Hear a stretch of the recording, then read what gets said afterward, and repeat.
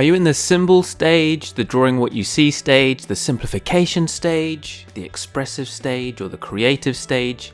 Or are you stuck in one of these stages? That's what we're covering in today's video.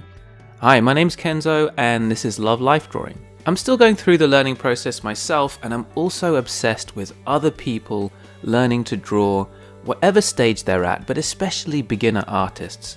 It's something that I'm studying all the time. These stages are what I consider a common progression from beginner to a point where you're happy with your drawings and your skills. And this video has a lot of generalizations, and in reality we're all different, but I think you'll recognize a lot in here. These stages also aren't really entirely separate. So rather than being clear-cut stages like this, it's more like this.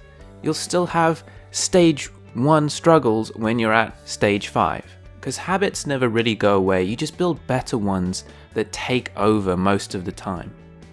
When you start drawing people, you begin by drawing your preconceptions, or sort of symbols of what you think each part of the figure should look like. This is how most of us learned to draw as kids. This stage also involves realizing how hard it is to draw what you're actually seeing.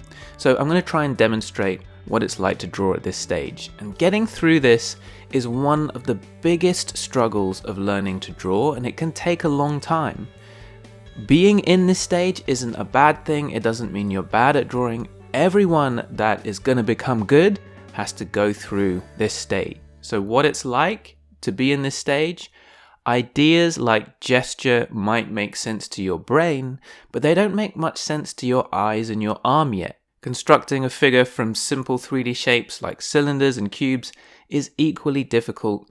So even after studying these concepts, our brain might get the ideas intellectually, but when you put pencil to paper, it just doesn't seem to work yet. And that's because those skills require our eyes to be able to see important points in the figure, see the angles and the distances, but instead they're still overwhelmed by all the information that they're taking in. So because of that, you default back to the preconceived ideas of how the figure should look, or you might think of them as symbols of how the figure should look. So an eye should be an oval with a circle in it. And then torsos get elongated because you want to draw the head on top of the neck, which is on top of the shoulders, which is on top of the chest, which is on top of the stomach.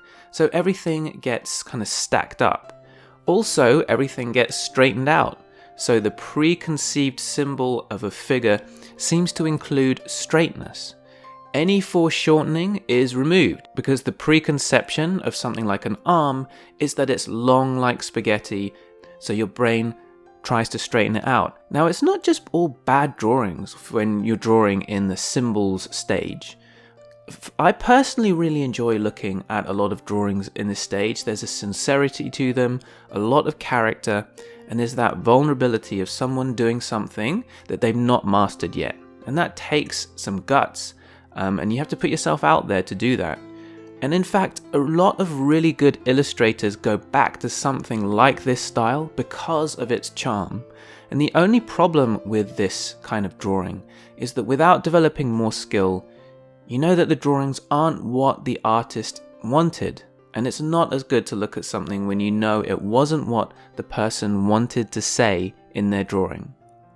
So other characteristics of this stage is confusion, a lot of confusion, often drawing too small, using quite scratchy tentative lines because you don't know where the line should go, and a lot of self-deprecation. So people often make fun of their own drawings and themselves at this stage, which is fine. I think it's a kind of a defense mechanism, which is fair enough. But just remember that this is a necessary and completely legitimate phase of learning to draw. The next stage is where you develop observational ability for proportions. So you do stiff but increasingly accurate drawings. The drawings are quite analytical, they're often overworked, a lot of detail, not much thought for composition, but they're starting to get roughly right. Hey, I'm just editing this video right now and noticed that my demonstration drawing for this stage didn't come out as overworked and stiff as I wanted, So it doesn't really show what this stage is like, I think. I think it kind of came out, for want of a better phrase, too good. So here's a drawing from a while ago when I was actually first getting into this analytical stage, just trying to learn to draw what I was seeing instead of my preconceptions. So I think these are better examples, and I'll show more of these during this section too. You need to do quite a bit of measuring, checking alignments and so on to try and get things in the right place. And you keep working at these drawings until they're right, even if it takes ages, and your brain starts to reorient itself away from the preconceptions towards what your eyes are actually seeing.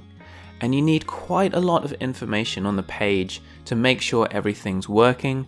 So your initial lines might be quite off when you start the drawing, but once you start to add more information, you start to see what needs to be corrected. So you might have to redo whole sections of the figure as you build the drawing.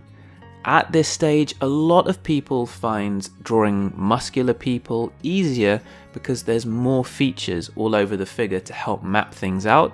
You might find that the faces you draw have aged the person a little bit because you needed to put down more marks with extra information to get the drawing to work. And then your mind starts to accept things like, okay, maybe the foreshortened arm doesn't have to be as long as I want to draw it, and start to break down some of those preconceptions. But you're still straightening out the pose without realizing, still reducing the drama and the sharp angles in the pose, kind of shying away from it because it feels too risky to go for it with the big curves and angles. At this stage, gesture still doesn't make a lot of sense when you start drawing. In-depth anatomy just seems to be a lot of additional confusing information, but the crucial thing is that your eyes are starting to take charge over your brain and its symbols. So even though shorter drawings are still a real struggle, longer drawings start to work because you have time to fix things and get things right. Now you should still be doing quick drawings in this stage. You should still try to look for and draw gesture at this stage. All that confusion is all learning. It's just that you don't need to expect great results from that while you're still in this stage, in my opinion. Other characteristics of this stage, you still feel confused but not as overwhelmed anymore. You're starting to draw a little bit bigger, maybe branching out with materials. You're doing overworked drawings with quite hard marks, and you're still self-deprecating, but with the occasional, hey, this one isn't awful. And some drawings you think, hey, I'm getting the hang of this. And then the art gods will crush your soul in the next drawing because how dare you think you might be getting good, but you are actually starting to get good. Now, obviously, these are all great, massive generalizations, and not all of this will apply, to everyone, but some of it will apply to everyone. So once your eyes have started to become stronger at seeing how important points relate to each other and seeing the big simple volumes in the figure, you start to not need to measure everything. You don't need to add so much information and then rework things completely as you build the drawing. You start to not need to be so analytical because your eyes start to do those things on autopilot, so proportions become less of a priority. And at this point, you can start to see and be able to capture more gestural lines, and you can see where they need to go, and you have the muscle memory to make the nice smooth curves with your arm. And because these things are more on autopilot, you can be a little bit more spontaneous, and you can go with what you feel, not just your analytical eye. And in shorter poses, you increasingly have the guts to leave out more and more information and focus more and more on just what matters. So, you're still not sure exactly what you're doing. Results can be inconsistent. Sometimes things can go horribly wrong, and you're tempted to go back to analytical drawing because you can guarantee a reasonable result. It's more safe, and it's important to resist that temptation and persevere with the inconsistent but more fun and loose simplified drawings. Before we get to the next stage, I just wanted to let you know we have a free guide about the learning process for life drawing. Check it out at lovelifedrawing.com/lifedrawingsuccess, and you'll also get our awesome newsletter, which has lots of extra motivation and tips for your figure drawing every 1 or 2 weeks. Okay, on to the next stage. So once you can simplify confidently, even short poses don't feel rushed. You know what matters and where it needs to go, so you can start to play with things, and drawings become even more fun. You start trying to push the gesture to its breaking point, you start to introduce lost and found edges, you start to merge shadow shapes together more and more.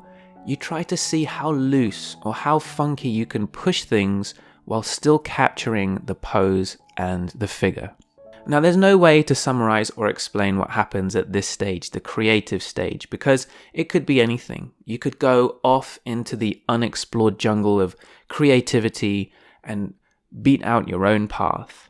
So as I thought about this more, I realized that this is more like a cycle than a sequence of stages, because you need to go back to your analytical skills, you need to go back to your simplification skills and being expressive. So rather than being, a clear-cut set of stages that you go through, I think it goes more in a cycle. The reason that I thought it would be useful to make this video is because I've seen people get frustrated because they know they need to add lots of different skills and they try to do that all at once, skills from different stages. And so maybe you try to add some gestural skill, but if you're not at that stage yet because your eye isn't trained up to see what's important and to see angles and distances right, then it's going to be a real struggle to do that. And that doesn't mean you shouldn't try. It just means that it's to be expected that the outcome might not be what you wanted. It's to be expected that it's going to be a bit confusing. So understanding that there are stages to work through and that different skills will start to make more sense once you've gone through the previous required stages might be useful. Guys, if you felt like this was useful for you, let me know and I'll make more videos about how to get out of one stage and move on to the next one. So if you're stuck with those preconceptions and unable to draw with accuracy or analytically, then let me know in the comments. If you're stuck in that analytical phase, so in long drawings, you can get things down and they look about right, but you're struggling to get to the simplification and expressive stages, let me know in the comments and I'll see what people want to make and I'll make more videos about that. Thanks for watching. There's more videos on the screen and I'll see you later.